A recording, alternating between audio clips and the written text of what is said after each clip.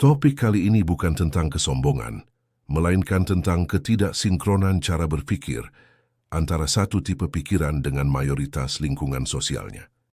Tipe kepribadian INTJ sering terlihat arogan bukan karena mereka merasa lebih tinggi, melainkan karena cara mereka memproses realitas berjalan jauh lebih terstruktur, lebih jauh ke depan, dan kurang reaktif dibanding kebanyakan orang.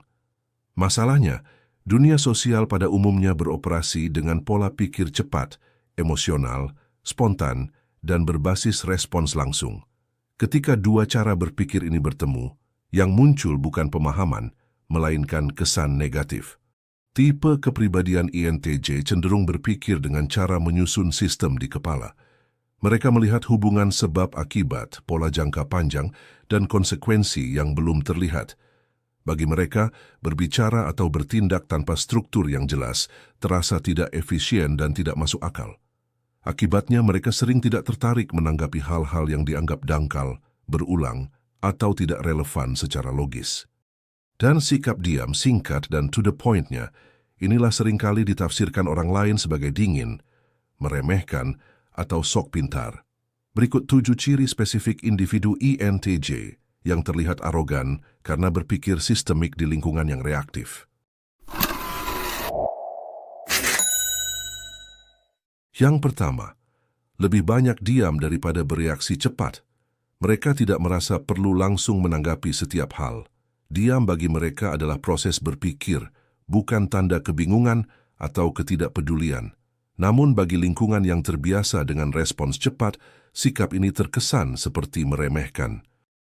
Yang kedua, berbicara singkat, padat, dan langsung ke intinya. Mereka cenderung menghindari basa-basi dan kalimat yang aman. Saat berbicara, fokusnya adalah isi, bukan perasaan lawan bicara. Ini membuat mereka terdengar kaku dan seolah tidak peduli pada konteks sosial. Yang ketiga, sangat selektif dalam menanggapi pendapat orang lain. Tidak semua opini dianggapnya layak untuk dibahas. Mereka hanya merespons ide yang menurutnya masuk akal dan konsisten. Sikap ini sering disalahartikan sebagai merasa paling benar, padahal sebenarnya itu bentuk penyaringan mental. Yang keempat, terlihat tenang saat orang lain emosional. Ketika situasi memanas, mereka justru menarik diri dan menganalisis. Ketidakikutsertaan emosional ini sering dianggap dingin atau sombong, padahal itu cara mereka menjaga kejernihan berpikir. Yang kelima, tidak tertarik membangun citra untuk disukai banyak orang. Mereka jarang berusaha menyenangkan semua pihak. Fokus mereka ada pada ketepatan berpikir, bukan penerimaan sosial. Ketidakpedulian terhadap penilaian orang lain, inilah yang sering dibaca sebagai keangkuhan. Yang keenam, sering melompati penjelasan dan langsung ke kesimpulan.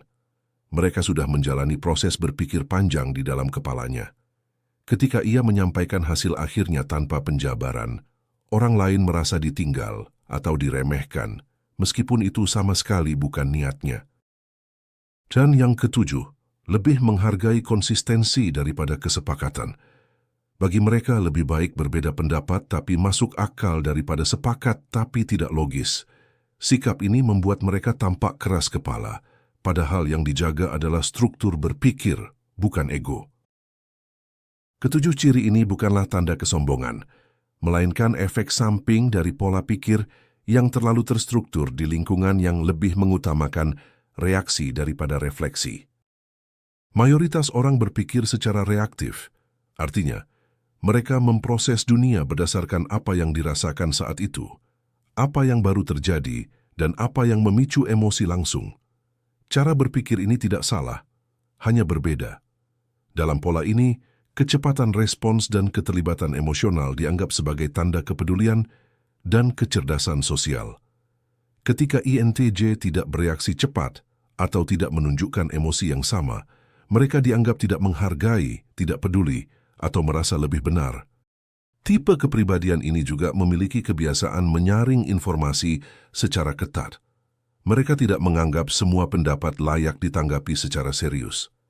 Baginya, nilai sebuah pendapat ditentukan oleh konsistensi logika dan dampaknya dalam jangka panjang, bukan oleh siapa yang mengatakannya atau seberapa keras ia disampaikan.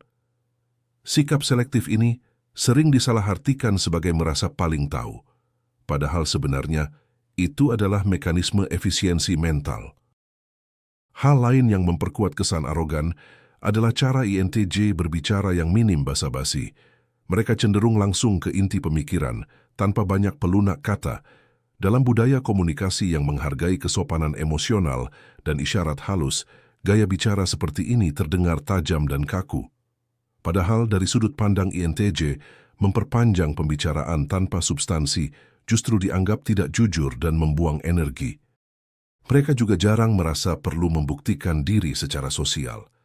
Mereka tidak terlalu peduli apakah ia disukai atau dipahami oleh banyak orang selama sistem berpikir mereka berjalan konsisten.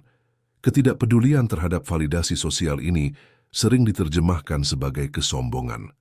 Padahal, yang terjadi adalah fokus internal yang kuat, bukan rasa superior terhadap orang lain. Yang paling penting, INTJ sering sudah berada beberapa langkah di depan dalam pikirannya, sementara orang lain masih berada pada tahap reaksi awal. Ketika INTJ menyampaikan kesimpulan tanpa menjelaskan seluruh proses mentalnya, orang lain merasa dilewati, direndahkan atau dianggap lambat. Bukan karena INTJ ingin meremehkan, melainkan karena mereka lupa bahwa tidak semua orang memproses informasi dengan kedalaman dan kecepatan yang sama. Jadi, kesan arogan pada INTJ bukan berasal dari niat untuk merasa lebih unggul, melainkan dari ketidakselarasan antara pola pikir sistemik dengan dunia yang bergerak berdasarkan reaksi cepat dan emosi langsung. Dalam lingkungan yang menghargai refleksi, struktur dan pemikiran jangka panjang, INTJ justru terlihat tenang dan rasional. Namun dalam dunia yang menilai kehangatan dan respons cepat sebagai ukuran kecerdasan sosial, ketenangan itu dengan mudah disalahartikan sebagai keangkuhan. Pada akhirnya, anggapan bahwa INTJ itu arogan lebih banyak lahir dari kegagalan kolektif untuk memahami perbedaan cara berpikir, bukan dari kesalahan karakter itu sendiri. Ketika seseorang terbiasa menyusun pikiran sebelum berbicara, menimbang akibat sebelum bereaksi, dan memilih diam daripada ikut gaduh, dunia yang hidup dari respons cepat akan merasa terusik. Bukan karena INTJ merasa paling pintar, melainkan karena mereka menolak berpikir asal cepat demi terlihat hadir saat itu juga. Dalam budaya yang menganggap reaksi spontan sebagai kecerdasan dan emosi sebagai bukti kepedulian, ketenangan justru dicurigai, kedalaman dianggap ancaman, dan keheningan dituduh sebagai kesombongan. Tipe kepribadian INTJ tidak terlihat arogan karena mereka memandang rendah orang lain, melainkan karena mereka menolak ikut dalam kompetisi siapa yang paling lantang dan paling cepat bereaksi. Mereka berpikir secara menyeluruh di tengah dunia yang sibuk menjawab permukaan. Mereka menjaga struktur di tengah kekacauan yang dianggap normal. Namun ironisnya, dunia yang sama yang menuduh mereka dingin dan sombong seringkali membutuhkan hasil dari pola pikir seperti itu. Hanya saja tidak nyaman dengan prosesnya. Maka label arogan pun menjadi jalan pintas paling malas. Lebih mudah menuduh karakter daripada mengakui bahwa tidak semua pikiran bekerja dengan ritme yang sama. Dan itulah letak ironi paling halusnya. INTJ hanya berjalan beberapa langkah lebih jauh ke depan, lalu berhenti menunggu, tanpa berteriak, tanpa pamer, tanpa menjelaskan berulang kali.